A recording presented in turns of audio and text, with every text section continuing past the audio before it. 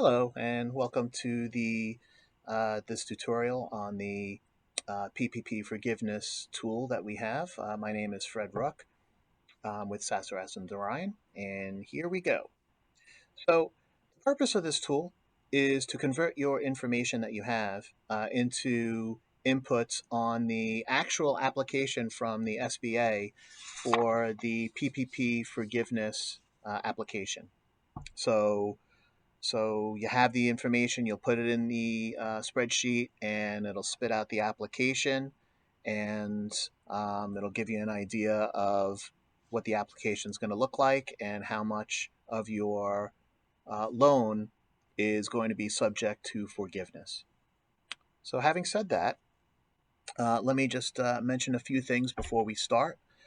First, when you open the worksheet, just keep in mind that the worksheet is macro enabled, which basically means that there's a macro that is embedded in this worksheet. And when you open the worksheet, you might have a message on top that says enable macro, and please hit yes for that because you're going to need that later on. I'll get into that later on. The documentation that you're going to need to input information into the sheets where we have the input. You have the payroll information here for these particular periods, and you'll also need all of this information in terms of your non-payroll costs. So you need to have that up front before you start putting in the information into the input sheets. The basic layout of the worksheet, I just wanted to go over real quick. So the first two tabs, A, B, and C, you have your introduction, the detailed instructions for each tab, and a list of documentation that not only are you going to need for putting in the inputs on the spreadsheet, but you're also going to need it when you submit your application, as the banks will likely ask for that particular these particular documents to support the application that you're going to submit. Okay, so let's get into the nitty-gritty here. So we're going to start. Oh, I'm sorry, I didn't go through the rest of it. Sorry about that. So the first three, the next three tabs, tab 1, 2, and 3, we have the application worksheets. So this is what the actual application looks like. So you have the application, the supporting worksheets, and schedules, which I'm going to get into in a little bit later. And then you have the input sheets, in tab 6 and 7, which is going to feed these two calculation worksheets, which I'm going to get to in a minute, which will then populate these three tabs, the actual application tabs. Okay, so let's get into the inputting the information. There's only two sheets that you're going to enter in information. You're going to enter in for tab 6 and tab 7. Okay, so let's start with tab 6. So the input sheet here is divided into three sections, divided into general, FTE data, and compensation data.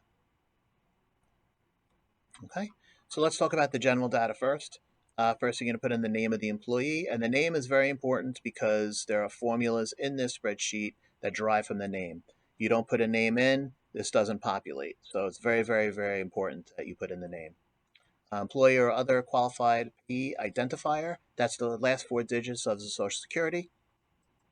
Over $100,000 in 2019. Did that employee make over $100,000 in 2019? Type of employee, we're going to have, are they hourly? Are they salaried, a regular employee, regular salaried employee? Did they have a reduction in 2020? If not, then we'll say no reduction. If they did, you'll do salaried other. Okay. Employed in 2020, yes or no? Period type, how frequently the payroll is run.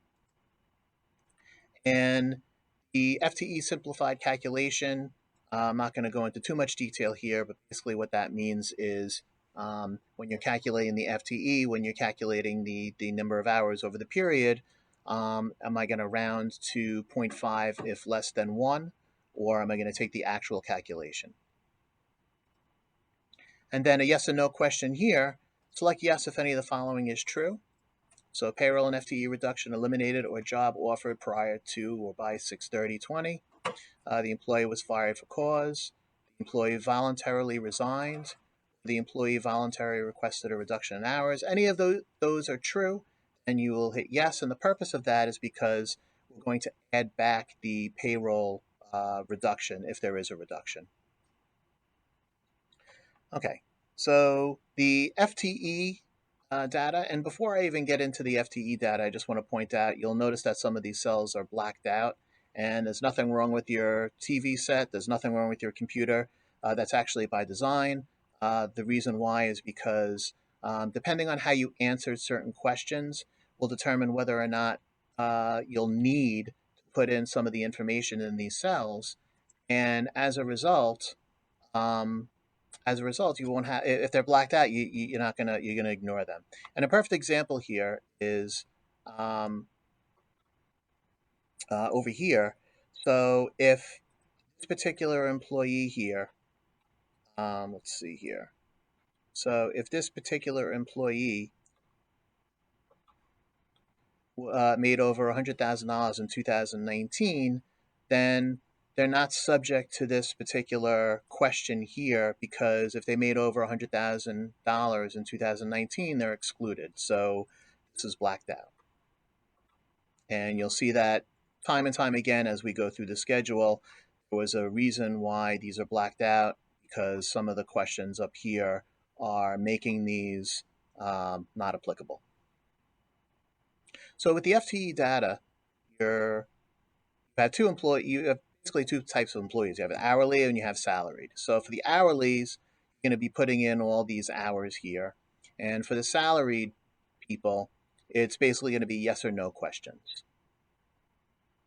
Okay.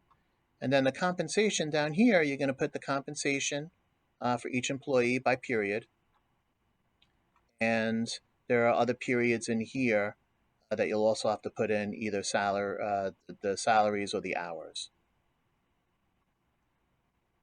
Okay.